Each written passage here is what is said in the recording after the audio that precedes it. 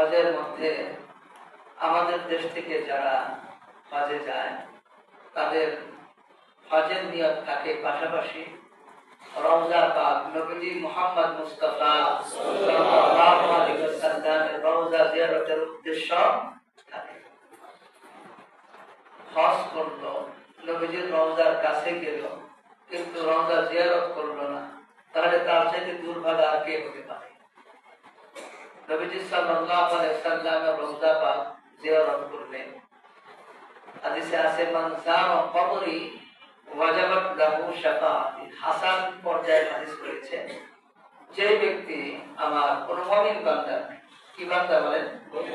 মুমিন বান্দা যদি আমার রওজাকে জিয়ারত করে তাহলে আমি তাকে সুপারিশ করব। ওয়াজাবাত লাহু শাফাআতি, আমার সুপারিশ করা তার জন্য জরুরি হয়ে পড়বে। নবীজির সুপারিশ ছাড়া জান্নাতে যাওয়া সম্ভব না। হাসরের ময়দানে নবীজি সাল্লাল্লাহু আলাইহি ওয়াসাল্লাম মানুষকে পানি পান করানোর জন্য অস্থির থাকবে। গরমের মধ্যে পানি পিপাসা লাগে, পানির মজা স্বাদ এটা মানুষ গরমের মধ্যে বুঝতে পারে। পানি পিপাসা লাগলে পানির স্বাদ মানুষ কি করতে পারে? পানি এমন একটা জিনিস যে দুনিয়ার মানুষ পানিকে বলে যে জীবন। পানির অপর নাম কি বলে? জীবন। একটা মুহূর্ত পানি ছাড়া মানুষ থাকতে পারে না। বাসা বাড়িতে ওযু, ইস্তেনজা, গোসল আর ইস্তেনজার কাজের জন্য পানি অপরিহার্য, জামা কাপড় ধোয়ার জন্য অপরিহার্য।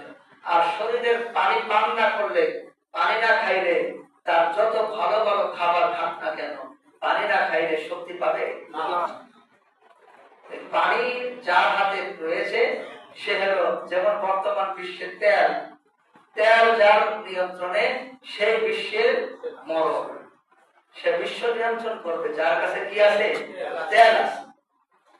আসলে প্রকৃতপক্ষে এই কথাটা একদিক দিয়ে সত্য, আরেক দিক দিয়ে সত্য নয়। কারণ কি? সৌদি আরবের কাছে তেল আছে, মুসলমান রাষ্ট্রগুলোর মধ্যে ইরানের কাছে তেল আছে, কুয়েতের কাছে তেল আছে, আছে কিনা বলে? কিন্তু এরা কি বিশ্ব মানব হইতে পেরেছে? আপনারা কথা বলেন না।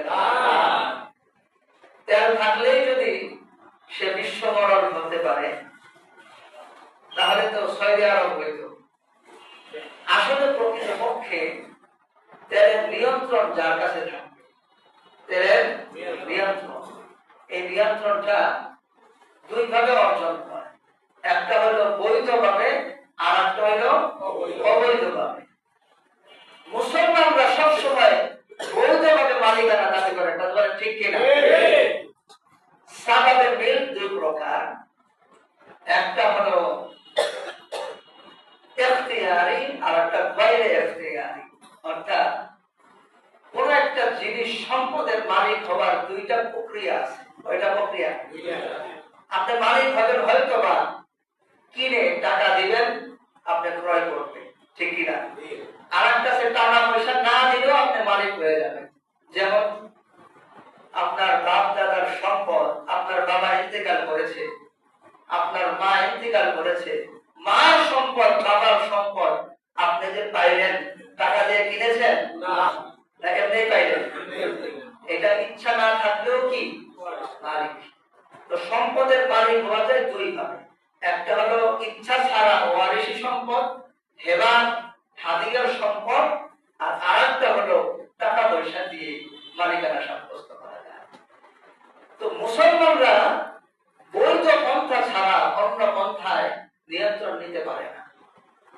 ইহুদি খ্রিস্টান তাদের কথা হলো আমাদের নবী, নাউজুবিল্লাহ, তারা বলে যে আমাদের মাসিহা নবী আমাদের সব গুনার প্রায়শ্চিত্ত করে গেছে, এখন যদি আমরা অবৈধভাবে সম্পদ দূর করে খাই, অবৈধভাবে অন্যের সম্পদ এরকম গ্রাস করি, আমাদের কোনো গুনাহ হবে না। নাউজুবিল্লাহ। এই বিশ্বাস যদি কারো থাকে, সে কি নেকের পথে, ন্যায়ের পথে অগ্রসর হবে না অন্যায়ের পথে অগ্রসর হবে? তাদের ঈমানের মধ্যেই তো সমস্যা, যে নবী তাদের সব গুনাহ মাফ করে দিয়ে গেছে। এখন যত অত্যাচার, অশ্লীলতা, বেহায়াপনা আর অন্যায়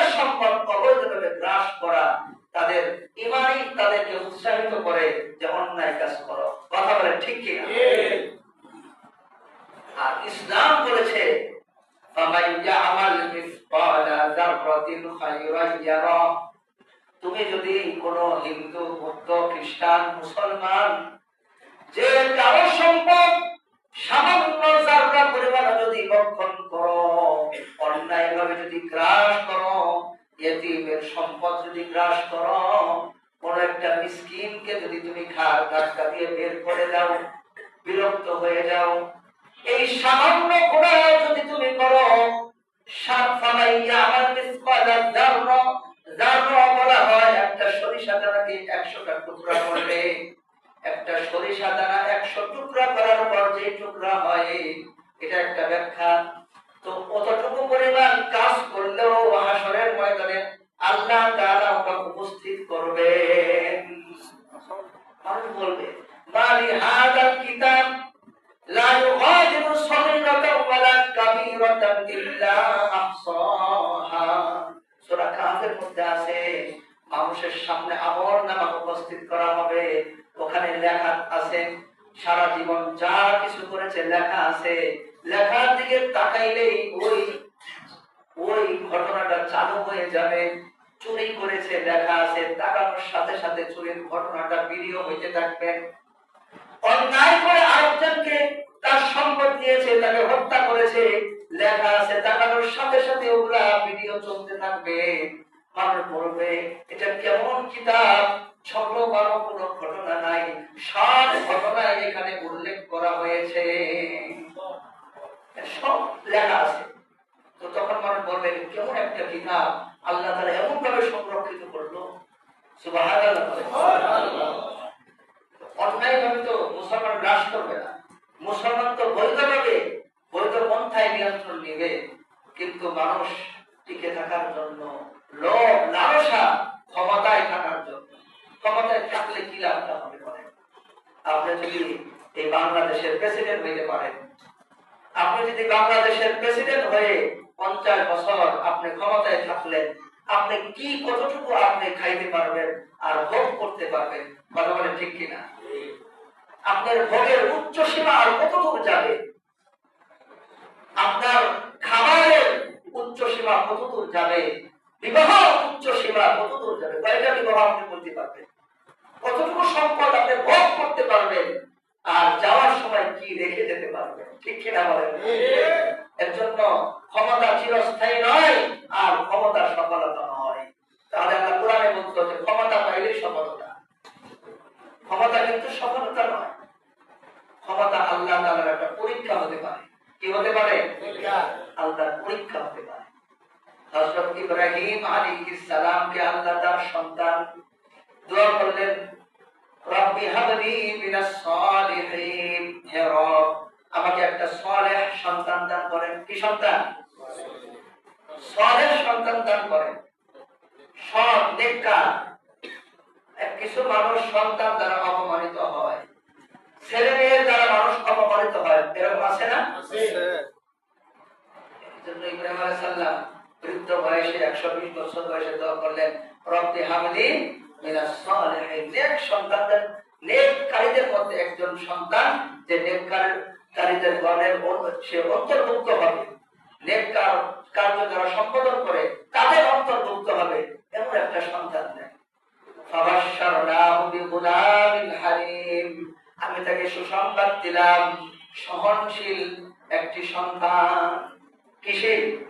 হালিম হবে, সহনশীল, যেতে যাবে না। বাবার একটা কথায় সন্তান রাগে ফেটে পড়ে, বৃদ্ধ বাবার কথায় সন্তান কিসে ফেটে পড়ে? রাগ হয়, রাগ। ফাবাশশারনাহু বিগুলামিন হালিম, একজন সহনশীল সন্তানের সুসংবাদ দিলাম।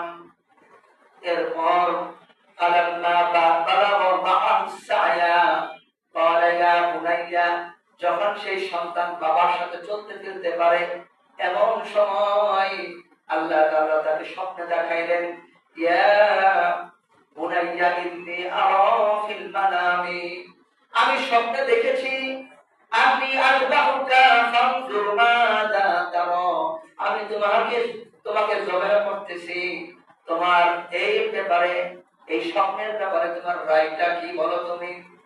সন্তান সাথে সাথে এই কথা বলেন নাই, শিশুকালে মা সহ মরুভূমির মধ্যে রেখে গেলেন, খাবার পানি দেন নাই, এত বছর কোনো খবর রাখেন নাই, কিভাবে আমরা বড় হলাম। আবার হঠাৎ করে এতদিন পরে 10-12 বছর পরে আসছেন, এখন আবার আমাদের জবাই করার জন্য আসছেন, এই কথা বলছে। 12 বছর খবর নাই, মরুভূমির মধ্যে রাখছে। আবার আয়েশা বলতেছে কি, আল্লাহ কিন্তু পরীক্ষা নিতেছে। 120 বছর বয়সে সন্তান দিছে, এখন বলছে যে সন্তানকে মা সহ মরুভূমিতে রেখে আসে। এই সন্তান 120 বছর পরে পাইছে, এখন এটারে এই মরুভূমিতে রেখে আসা, এটা কার হুকুম? বলেন না, কার হুকুম? এটা কি পারা সম্ভব? আর সন্তানকে মরুভূমির মধ্যে রেখে আসা, শিশু বাচ্চা, দুধের বাচ্চা রেখে আসা একা একা সম্ভব? কত বড় পরীক্ষা, মহান পরীক্ষা। আল্লাহর কি মায়া নাই? আছে। আপনারা কথা বলেন না? আছে। মহান মায়ার মালিক, ওয়াদুদ, রহিম, গফফার, রহমান, দয়ার সাগর আল্লাহ তাআলা মানুষকে পরীক্ষা করার জন্য, বিরাট পুরস্কার দেওয়ার জন্য পরীক্ষা করে। আর পরীক্ষার মধ্যে যদি লেখাই থাকে তুমি সন্তান জবে করলে জবে হবে না, আমি ওটারে সরাই দিয়ে দুম্বা দিব, পরীক্ষায় তো না। সন্তানকে একা একা গর্ভের মধ্যে রাখা আসলে ওদের আমি বাঁচাই ওদের বড় করবো, এটা আল্লাহ বলছে না, তো বলে নাই। কেন আপনি ওই চিন্তা করেন যে পরেরটা কেন বলে না? বিপদ আসলে অস্থির হয়ে যায়, একটা তাবিজ দেখে দেন, হুজুর আমি বিপদে পড়ছি, আল্লাহর কাছে 2 হাত উত্তোলন করে চোখের পানি ফেলায় কাঁদে না, আল্লাহর গুনাহ করে না, শুধু তাবিজ দিয়ে বিপদটা সরাইতে চায়।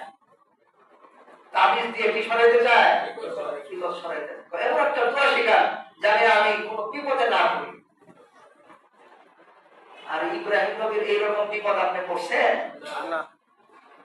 এখন সন্তান বড় হয়েছে, এখন বলতেছে আমি স্বপ্নে দেখেছি, ও আমার সন্তান, ইয়া বুনাইয়া, আমার সন্তান, আমি স্বপ্নে দেখেছি তোমাকে জবাই করতেছি, তোমার রায়টা কি? সন্তান কত মহাজ্ঞানী, কত বিচক্ষণ। সন্তান চিন্তা করলো আমার বাবা একজন নবী, নবীরা কোনদিন ভুল স্বপ্ন দেখে না, শয়তান নবীদের স্বপ্নের মধ্যে মিশ্রণ করে টিকতে পারে না, বরং নবীদের স্বপ্ন আল্লাহর নির্দেশ হয়ে থাকে। সন্তান তো জ্ঞানী আর ফুটফুটে সন্তান, ইব্রাহিম নবীর বংশ। তো বলতেছে যে ফানজুর মাযা তাও, আপনি আল্লাহ তাআলার পক্ষ থেকে যা নির্দেশিত হয়েছে ওটা আপনি পালন করেন। সুবহানাল্লাহ বলেন। যা আল্লাহর পক্ষ থেকে নির্দেশিত হয়েছে এটা তো স্বপ্ন, এটা আল্লাহর নির্দেশ, আপনি সেটা পালন করুন। সাতাজিদুনি ইনশাআল্লাহু মিনাস সাবিরিন, আপনি অবশ্যই আমাকে ধৈর্যশীলদের অন্তর্ভুক্ত পাবেন। উত্তর শুনে বাবার মন ভরে গেল, কি সন্তান আল্লাহ তাআলা আমাকে দান করেছে। আল্লাহ যে আমাকে বলেছিল অবশ্যই গুলাম হালিম, সহনশীল সন্তান তোমাকে দান করেছি, আসলে এই সন্তান সহনশীল। এত বড় কথা শোনার পরেও বলল, বাবা আপনি আমাকে ধৈর্যশীলদের অন্তর্ভুক্ত পাবেন। এই কথা বলে নাই যে 12 বছর কোনো খবর নেন নাই, মরুভূমির মধ্যে রেখে গেছেন আর এখন এসে জবে করবে, এই কথা বলে নাই। সহনশীল সন্তান, বাবার কথায় রেগে ওঠে না। বৃদ্ধ বাবা মা, অসুস্থ বাবা মা, এখনই খানা খাইছে, এখনই তার মনে নাই। খানা খাইছে একটু আগে, এখন কি নাই? খানা তো খাওয়াই নাই। একজন আত্মীয় বেড়াইতে আসছে, বিচার দিতেছে, কয় আমার ছেলে ঠিক মতো খাইতে দেয় না। সন্তান রেগে গেছে। এটা আল্লাহর পরীক্ষা, এটা কি বলেন না? কেন পরীক্ষা? আল্লাহ বলছেন রিদাল রব্বি ফি রিদাল ওয়ালিদি, নবীর কাছে বলছেন ওয়া সাখাতুর রব্বি ফি সাখাতিল ওয়ালিদি, পিতা যদি সন্তুষ্ট হয়ে যায় মহান আল্লাহ তাআলা সন্তুষ্ট হয়ে যায়। সুবহানাল্লাহ। আর সব পিতারাই বলবো যে আমি সন্তুষ্ট আমার ছেলের উপর, তাই না? আপনি সন্তুষ্ট আপনার ছেলের উপর, কিন্তু এই পরীক্ষা যখন আসবে তখন দেখবেন পিতাকে খুশি করা কত কঠিন। যখন মা বাবা অসুস্থ থাকে, বৃদ্ধ বয়স থাকে, তখন দেখবেন যে মাকে খুশি করা কত কঠিন, তখন দেখবেন বাবাকে খুশি করা কত কঠিন। খুশি তো হয় না, যতই খেদমত করি। এই যে খুশি হয় না, কিন্তু এই অবস্থা কেউ না জানলেও জানে কে? আল্লাহ। বলেন না, কে জানে? আল্লাহ। এটা অবজার্ভ চলতেছে, এটা মেজারমেন্ট করতেছে আল্লাহ তাআলা। আপনাকে কি মহা পুরস্কার দিবে এটা তৈরি হইতেছে, শুধু একটু ধৈর্যের ব্যাপার। কিসের ব্যাপার? তখন মনে করতে হবে আমার মা বাবা শিশু বাচ্চা হয়ে গিয়েছে, শিশুকালে আমি বারবার মার শুলে বাবার শুলে পেশাব পায়খানা করে দিয়েছি, বিছানার মধ্যে পেশাব পায়খানা করে দিয়েছি, একবার দুইবার না, বারবার, ঠিক কিনা? দৈনিক করেছি। তারপরেও মা বাবা হাসি মুখে ওগুলা পরিষ্কার করেছে, কথা বলে ঠিক কিনা? আজকে আমিও তৈরি, আমার মা বাবা যেমনি ভাবে আমাকে এইরকম শিশুকালে যত্ন করেছে, আমার মা বাবা যতদিন জীবিত থাকবে বিছানার মধ্যে পেশাব পায়খানা করলেও আমি ওগুলা পরিষ্কার করতে প্রস্তুত। বলেন আল্লাহু আকবার। রাজি আছেন ইনশাআল্লাহ? ইনশাআল্লাহ। নারে তাকবীর, নারে তাকবীর। যাদের মা বাবা বেঁচে নাই, যারা চলে গিয়েছে, তাদের জান্নাতের দুইটি দরজা বন্ধ হয়ে গিয়েছে। হাদিসে আছে কারো যদি মা বাবা বেঁচে থাকে তাহলে দুইটা জান্নাতের দুইটি দরজা এমনি তার জন্য খোলা থাকে, শুধু মা বাবাকে খুশি করতে পারলেই সে ওই দুইটা দরজা দিয়ে প্রবেশ করতে পারে। সুবহানাল্লাহ। আর যদি মা বাবা একজন চলে যায় তাহলে একটা দরজা বন্ধ, আবার আরেকজন চলে যায় তাহলে জান্নাতের দুইটি দরজা ফিরি ফিরি তার জন্য খোলা ছিল, ওই দুইটি দরজা বন্ধ হয়ে যায়। ওই দরজা এখন খুলতে গেলে অন্য আমল করতে হবে, নামাজ, রোজা, হজ, যাকাত, জিকির, তেলাওয়াত, যুদ্ধ, জিহাদ, অনেক কিছু আছে, করতে হবে। তারপরে একটা গেট খুলতে হবে। কিন্তু যাদের মা বাবা জীবিত তাদের এমনি দুইটা দরজা কি আছে? বৃদ্ধ মা বাবা বা অসুস্থ মা বাবা যাদের আছে তাদের জন্য জিহাদে যাওয়া নিষেধ। আগে মা বাবার খেদমত করো। কার খেদমত? মা বাবা। ইব্রাহিম নবী তার সন্তানের জন্য এরকম দোয়া করছে, পাইছে এরকম সন্তান। আর আল্লাহ শুধু পরীক্ষা পদে পদে দিতেছে শিশুকালে। এখন বলছে জবে করো, কারণ সন্তানও এরকম, ঠিক আছে আপনি যা আদেশ করেছেন করেন। এরপর যখন যখন উভয় আত্মসমর্পণ করলো, বাবাও আত্মসমর্পণ করলো, সন্তানও কি করলো? আসলামা অর্থ হলো মুসলমান হয়ে গেল, মানে সারেন্ডার করলো। মুসলমান শব্দের অর্থ কি? সারেন্ডার করা, আত্মসমর্পণ করা। আসলামা উভয় যখন মুসলমান হলো, আত্মসমর্পণ করলো, ওয়াতাল্লাহু লিল-জাবিন, এবং ইসমাঈলকে জবাই করার জন্য শুইয়ে দিল। ইব্রাহিমকে জবাই করার জন্য, ইসমাঈলকে জবাই করার জন্য কি করলো? শুইয়ে দিল। ওয়ানাতাইনাহু আইয়া ইব্রাহিম, আমি ডাক দিলাম হে ইব্রাহিম, قد صدقت الرؤيا إنا كذلك نجزي المحسنين, তুমি তোমার স্বপ্নকে বাস্তবে রূপদান করেছো। সুবহানাল্লাহ। তোমার স্বপ্নকে তুমি বাস্তবে রূপদান করেছো। এই যে এর আগে আগুনে ফালাইয়া পরীক্ষা দিয়েছিলাম, প্রথম পরীক্ষায় তুমি ফার্স্ট হয়েছো। দ্বিতীয় পরীক্ষা স্ত্রী সন্তানকে মরুভূমিতে রাইখা আসছিলা নির্দ্বিধায়, সেখানেও তুমি ফার্স্ট হয়েছো। তোমার সন্তান মরে নাই। সুবহানাল্লাহ। তোমার স্ত্রী না খেয়ে মরে নাই, এরপর তৃতীয় পরীক্ষার মধ্যে তুমি ফার্স্ট হয়েছো। আল্লাহু আকবার। আল্লাহ বলেছেন ইন্না হাযা লাহুল বালাউল মুবিন, স্পষ্ট মহা পরীক্ষা ছিল ইব্রাহিম নবীর জন্য এটা। আল্লাহু আকবার। মানুষ দুনিয়াতে সন্তানের মায়া অনেক বেশি হয়, অনেক বেশি হয় সন্তানের জন্য। মানুষ কষ্ট করে আর চিন্তা করে আমি কষ্ট করব আমার সন্তান জানি পয়সা পয়সা খাইতে পারে। চাকরি বাকরি ব্যবসা বাণিজ্য মানুষ করে, মনে মনে চিন্তা করে আমার সন্তান পয়সা পয়সা খাবে, সব কষ্ট আমি করে দেব, ঠিক কিনা? আপনার আমার বাবাও এরকম চিন্তা করতো যে আমি কষ্ট করব আমার সন্তান যেন কষ্ট না করে, করছিল না? কিন্তু আমরা কি কষ্ট করা বন্ধ করেছি? আমরাও চিন্তা করতেছি ওইটাই, যে আমার সন্তান যেন কষ্ট না করে। সন্তানের জন্য আমরা অনেক চেষ্টা করি, ঠিক কিনা বলেন? কিন্তু এটা একটা পরীক্ষা। আল্লাহ বলেছেন যে ইন্নামা আমওয়ালুকুম ওয়া আওলাদুকুম ফিতনা, নিশ্চয় তোমাদের সন্তান সন্ততি এবং সম্পদ সমূহ আল্লাহ তাআলার পক্ষ থেকে একটি পরীক্ষা। বলেন সন্তান কি? পরীক্ষা। এখানে সন্তানের ওই পারে আছে রব্বুল আলামিন, মাঝখানে সন্তান দিয়ে আল্লাহ পরীক্ষা করবে। সন্তান, টাকা পয়সা মাঝখানে, তার ওই পাশে আছে রব্বুল আলামিন, এটা দিয়ে আমাকে আপনাকে আল্লাহ পরীক্ষা করবে। পরীক্ষার 4টা ক্ষেত্র আছে, সূরা বনী ইসরাঈলের মধ্যে আছে এবং সূরা বাকারার মধ্যে আছে। 4টা ক্ষেত্র আছে পরীক্ষা। তো তার মধ্যে সন্তান সন্ততি আর টাকা পয়সা, এই মাধ্যমে আল্লাহ পরীক্ষা করে। আমরা ইব্রাহিম নবীর এই আদর্শ গ্রহণ করেছি। ইন্না হাযা লাহুল বালাউল মুবিন ওয়া ফাদাইনাহু বিযিবহিন আযীম। এরপর আল্লাহ বলেছেন ওয়া তারাকনা আলাইহি ফিল আখিরিন। ইব্রাহিম নবীর এই সুন্নাত পরবর্তীদের জন্য আমি রেখে দিয়েছি। সুবহানাল্লাহ। সালামুন আলা ইব্রাহিম। আল্লাহ তাআলা ইব্রাহিমকে সালাম দিয়েছে, সালামুন আলা ইব্রাহিম। কিয়ামত পর্যন্ত সকল মানুষ নামাজের মধ্যে ইব্রাহিম নবীর জন্য দোয়া করবে। আল্লাহু আকবার। দরুদ ইব্রাহিম পড়েন না নামাজে? আল্লাহুম্মা সাল্লি আলা মুহাম্মাদিন ওয়া আলা আলি মুহাম্মাদ কামা সাল্লাইতা আলা ইব্রাহিম ওয়া আলা আলি ইব্রাহিম ইন্নাকা হামিদুম মাজিদ। কিয়ামত পর্যন্ত মানুষ ইব্রাহিম নবীর জন্য দোয়া করবে যে ইব্রাহিম নবী তার সন্তানের জন্য কিভাবে ত্যাগ করেছে। সুবহানাল্লাহ। ইব্রাহিম নবীর মাধ্যমে আমাদের উপকার হয়েছে যে ইব্রাহিম নবীর এই সুন্নতটা, ত্যাগের সুন্নত, জবাহ করার সুন্নতটা আল্লাহ আমাদেরকে দিয়েছে।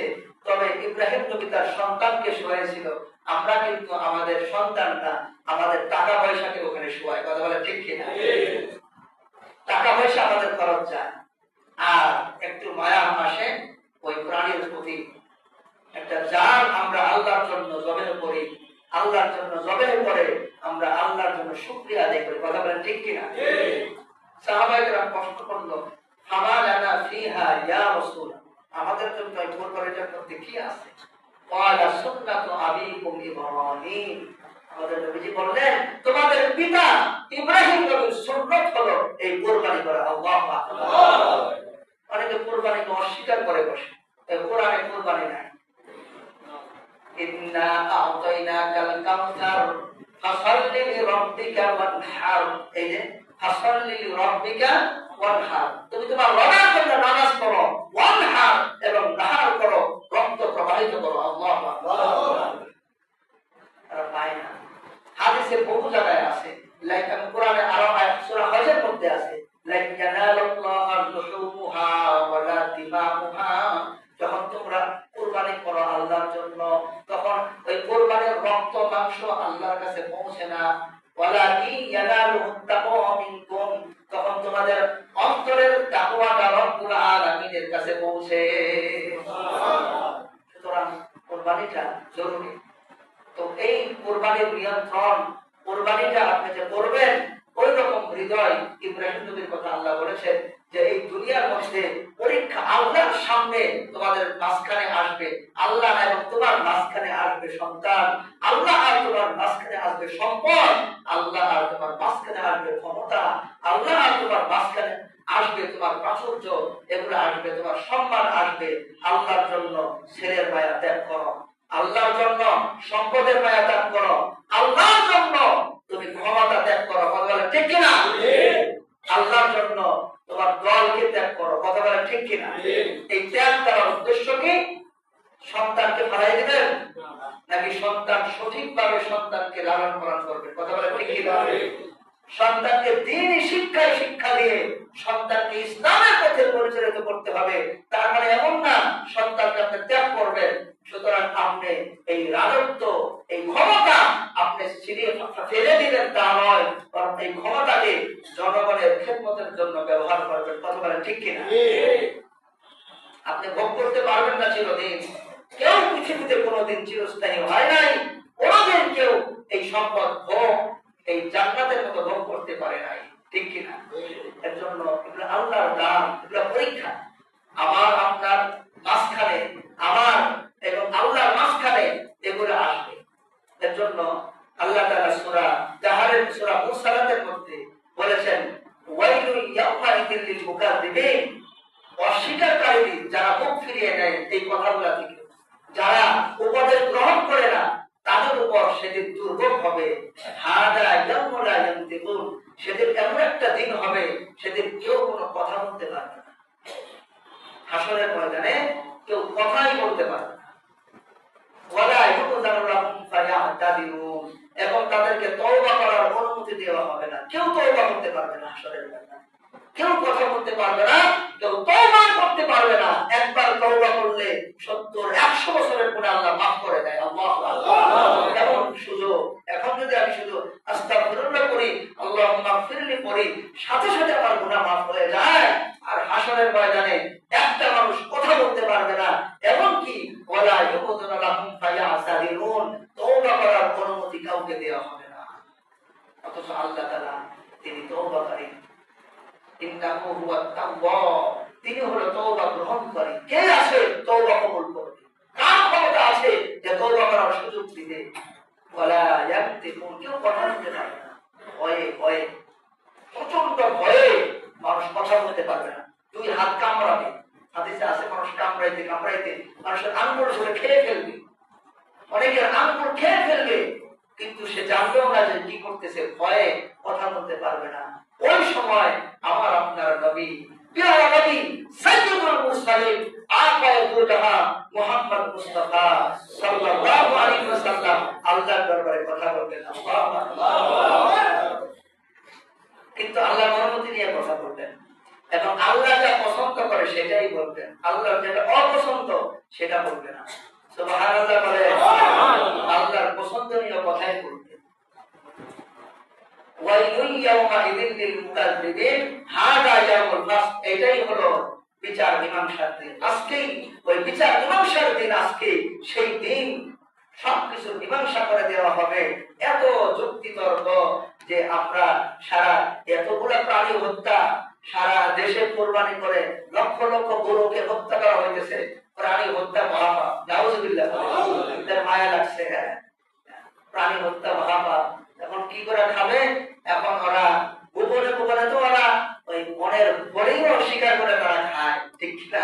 গোপনে গোপনে খাইতেছে, গোপনে বলতেছে কি প্রাণী হত্যা মহাপাপ। আমরা যদি এতগুলা গরু হত্যা না করে এগুলা টাকা পয়সা গরিবদেরকে দিয়ে দেই, তাইলে সওয়াব বেশি হবে। নাউযুবিল্লাহ। পরিবেশবাদী, পরিবেশবাদী এরা আসলে মূলত এরা নিজেদের পেটবাদী, নিজেদের পেট চলবে তো সব ঠিক আছে, কথা বলে ঠিক কিনা?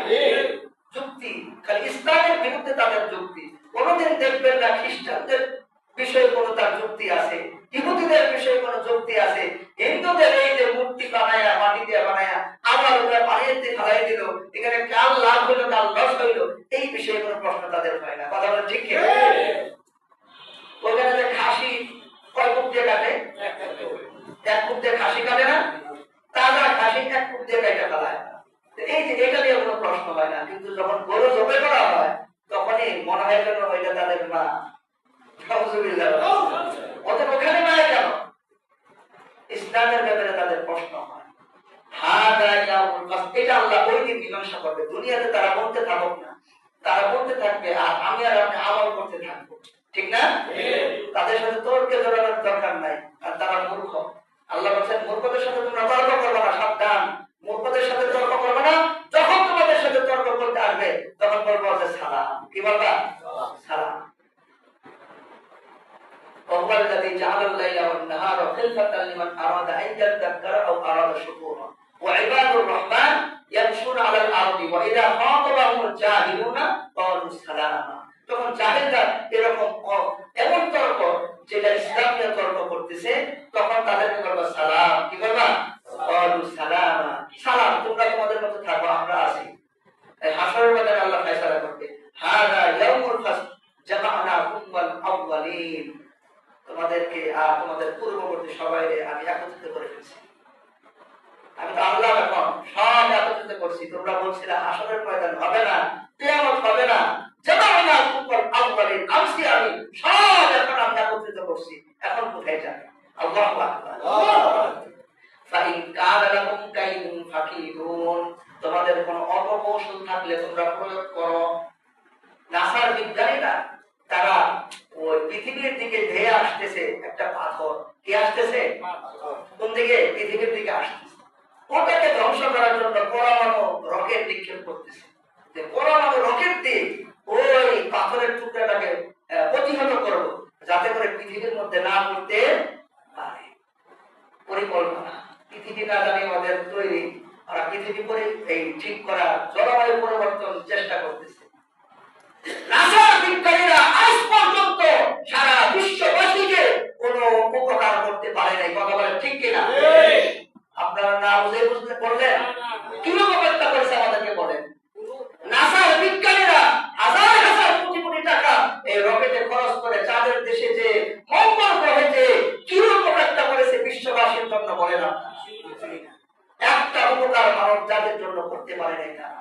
ঠিক কিনা বলেন? ওরা চাঁদে গেলে মানব সম্প্রদায়ের কি উপকার হয়েছে? সবচেয়ে বেশি টাকা খরচ করা হয় ওইখানে। চাঁদে গেছে, মহা সাফল্য। কি সাফল্য হয়েছে? জনগণের ক্ষুধা সব মিটে গিয়েছে। এর জন্য খুব খেয়াল করেন, ওই সমস্ত নাটক আর ওই নাসার বিজ্ঞানীদের এই সমস্ত কর্মকাণ্ড দ্বারা মুসলমান জাতির কোন উপকার হবে না। তারা এতটুকু করতে পারবে যেটা কোরআনে আছে। আল্লাহ বলেছেন ওই নক্ষত্র সমূহ আর চাঁদ সূর্য থেকে তোমরা উপকার পাবা, তোমরা এইরকম চলাচলের পথ খুঁজে পাবা, জাহাজ হারিয়ে গেলে, অথবা তোমরা দিক নির্দেশনা পাবা যে কোন দিক দিয়ে গেলে কোন দিক দিয়ে চললে আমাদের এই রাস্তা খুঁজে পাওয়া যাবে। এতটুকু পারবা। সুবহানাল্লাহ। আর একটা উপকার হলো তোমরা চোখ জোড়াবে, সৌন্দর্যতা দেখতে পাবা। ওয়ালাকাদ যায়্যানাস সামা আদ-দুনিয়া বিমাসাবিহা, আমি এই শেষ আকাশে, দুনিয়ার আকাশে ওই চন্দ্র নক্ষত্র, এই নক্ষত্র রাজিকে একটা শোভা সুশোভিত করেছি, মানুষের দৃষ্টিতে সৌন্দর্য প্রকাশ হবে। সুবহানাল্লাহ। এই দুইটা উপকার আছে। এর জন্য আল্লাহ তাআলা সেদিন এটা মীমাংসা করবেন। আর বলেছেন ফাইন কানা লাকুম কাইদুন ফাকিদুন, যদি তোমাদের কোনো অপকৌশল থাকে যে এই কিয়ামত আসতেছে এটাকে ঠেকাবো, কোন পরমাণু বোমা আর যত কিছু আছে সব প্রয়োগ ওখানে তোমরা প্রয়োগ করো, যত কৌশল আছে এটা এই কিয়ামত ঠেকানোর জন্য তোমরা প্রয়োগ করো। আল্লাহ বলবেন যে করো দেখি পারলে। সুবহানাল্লাহ। 1400 বছর আগে আয়াত নাযিল হয়েছে, আজকে না। ঠিক কিনা? তাই কারণে কাইদুন ফাকিদুন, ওটা ঠেকানোর জন্য যত কৌশল আছে সব প্রয়োগ করো। ওয়াইলুন ইয়াউমাইযিন লিল মুকাযযিবিন, ওরাও যারা এই মুখ ফিরিয়ে নেবে দুর্ভোগ তাদের জন্য। ইন্নাল মুত্তাকিনা ফি যিলালিন ওয়া উয়ুন, মুত্তাকিনরা সেদিন ছায়ার মধ্যে, ওয়া উয়ুন ঝর্ণা সমূহের মধ্যে অবস্থান করতে থাকবে। ইন্না কাযালিকা নাজজিল মুহসিনিন, এমনি ভাবে আমি মুহসিনদেরকে পুরস্কার দিয়ে থাকি। যারা মুহসিন কারা? খুব খেয়াল করেন, যারা বেশি বেশি নামাজ পড়ে, বেশি বেশি জিকির করে, অনেক বেশি দান করে, তারা মুহসিন নয়। মুহসিন অর্থ হলো যারা প্রত্যেকটা কাজ যথার্থভাবে সুন্দরভাবে আদায় করে, প্রত্যেকটা কাজ যথার্থভাবে সুন্দরভাবে আদায় করে। 2 রাকাত নামাজ পড়ে, সুন্নত তরিকায় সুন্দরভাবে নামাজ আদায় করে, দান করে সুন্দরভাবে, এক হাতে দান করে আর হাতে পায় না, দান করে, সদকা করে, জিকির করে সুন্দরভাবে, কোনো অহংকার নাই তাদের ভিতরে। তারা উত্তম ভাবে ইবাদত বন্দেগী করে, অনেক বেশি করে তা নয়, কিন্তু যা করে ওগুলো উত্তম ভাবে করে, তারাই হলো মুহসিনিন। মুহসিনদেরকে আল্লাহ এইভাবে পুরস্কার দেয়। ওয়াইলুন ইয়াউমাইযিন লিল মুকাযযিবিন কুলু ওয়া তামাত্তাউ কালিলান ইন্নাকুম মুজরিমুন, হে পাপিষ্ঠরা তোমরা খেয়ে নাও এবং পান করে নাও অল্প কিছু, তোমরা তো অল্প কিছু এই দুনিয়াতে খাইতে পারবা, খাও। ওয়াইলুন ইয়াউমাইযিন লিল মুকাযযিবিন, তোমাদের জন্য দুর্ভোগ সেদিন। ওয়াইদা কিলা লাহুম ইরকাউ লা ইয়ারকাউন, যখন তাদেরকে বলা হয় নত হও তখন তারা নত হয় না। ওয়াইলুন ইয়াউমাইযিন লিল মুকাযযিবিন, সেদিন দুর্ভোগ তাদের জন্য। তবে এই হাদিসিন বা'দাহু ইউমিনুন, এরপর আর কোন ওয়াজে তারা নত হবে, এরপর আর কোন ওয়াজে তারা ভালো হবে। এই কথা বলেই আল্লাহ তাআলা এই সূরাকে সমাপ্ত করেছেন, সূরা মুরসালাত শেষ করেছেন। সাদাকাল্লাহুল আযীম।